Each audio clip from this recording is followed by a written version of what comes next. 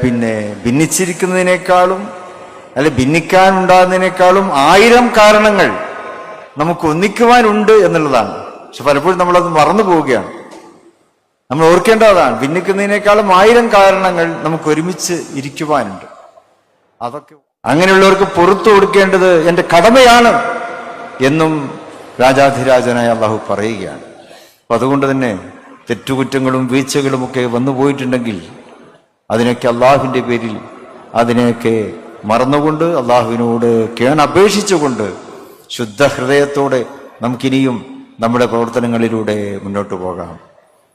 ലോകത്തിൻ്റെ പല രാജ്യങ്ങളിലും ഇസ്ലാം മുന്നേറിയിട്ടുണ്ട്. ഒരു കാലത്ത് കൊർദോവ, ബഗ്ദാദ്, യൂറോപ്പിലെ ഗ്രാനഡ, അതൊക്കെ തന്നെ ഇസ്ലാമിക പൈതൃകത്തിന്റെ ഉജ്ജ്വലമായിട്ടുള്ള കേന്ദ്രങ്ങളായിരുന്നു. വിദ്യാഭ്യാസവും ശാസ്ത്രവും ഗവേഷണവും എല്ലാം നടന്ന കേന്ദ്രങ്ങൾ. അതിൻ്റെ ചൂട് പിടിച്ചുകൊണ്ട് ഒരുപാട് നഗരങ്ങൾ ലോകത്തുണ്ടായി. പക്ഷെ ഇന്നതൊന്നും കാണുന്നില്ല. ഇന്നവയൊക്കെ മാറിപ്പോയിരിക്കുന്നു. എന്തുകൊണ്ട്? അതേക്കുറിച്ച് പഠിക്കുന്നവർ പറയുന്നത് എന്തായിരുന്നു?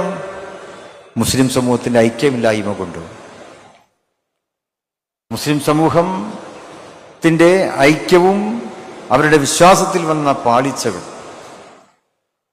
അവർ മറ്റു പലതിൻ്റെയും പിറകെ പോയപ്പോൾ, പ്രലോഭനങ്ങളുടെയും പ്രകോപനങ്ങളുടെയും പിറകെ പോയപ്പോൾ അവർക്കതെല്ലാം നഷ്ടപ്പെട്ടു എന്നാണ് ചരിത്രം നമുക്ക് പഠിപ്പിച്ചു തരുന്നത്.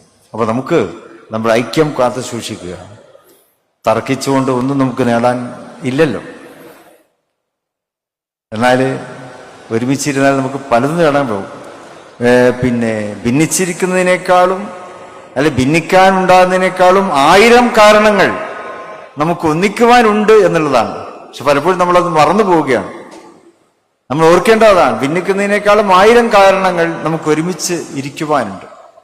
അതൊക്കെ ഓർമ്മിക്കുവാനാണ് ഇതുപോലെയുള്ള ഇരുത്തങ്ങൾ, ഇതുപോലെയുള്ള സദസ്സുകൾ, ഇതുപോലെയുള്ള നമ്മുടെ സംഗമങ്ങൾ എന്ന് മനസ്സിലാക്കി നമുക്ക് ഒറ്റക്കെട്ടായി ഇനിയും വീഴ്ചകളിലേക്ക് പോകാൻ നമ്മളെ തന്നെ അനുവദിക്കാതെ, കാരണം സമസ്തയുടെ വിജയം എന്നുള്ളത് അത് സമൂഹത്തിന്റെ വിജയമാണ്.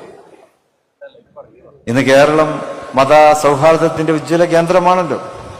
ആ മതസൗഹാർദ്ദവും സഹവർത്തിത്വവും അതൊക്കെ ഊട്ടിയുറപ്പിക്കുന്നതിൽ സുന്നി പ്രസ്ഥാനം വലിയ തരത്തിലുള്ള പിൻബലം നൽകിയിട്ടുണ്ട്. എല്ലാവരും അത് മനസ്സിലാക്കുന്നു.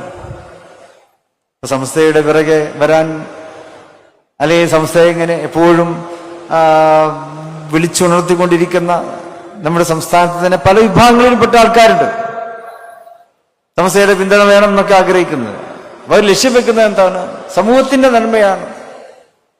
സമൂഹത്തിന്റെ രാഷ്ട്രീയമായിട്ടുള്ള നന്മ, സമൂഹത്തിന്റെ സാമൂഹ്യമായിട്ടുള്ള നന്മ, സഹവർത്തിത്വത്തിലൂടെ നമ്മുടെ നാടിന് മാറ്റങ്ങൾ ഉണ്ടാക്കുവാൻ കഴിയുമെന്നുള്ള പ്രതീക്ഷ, അതാണ് സുന്നി പ്രസ്ഥാനം സമൂഹത്തിന് കാഴ്ചവെക്കുന്നത്.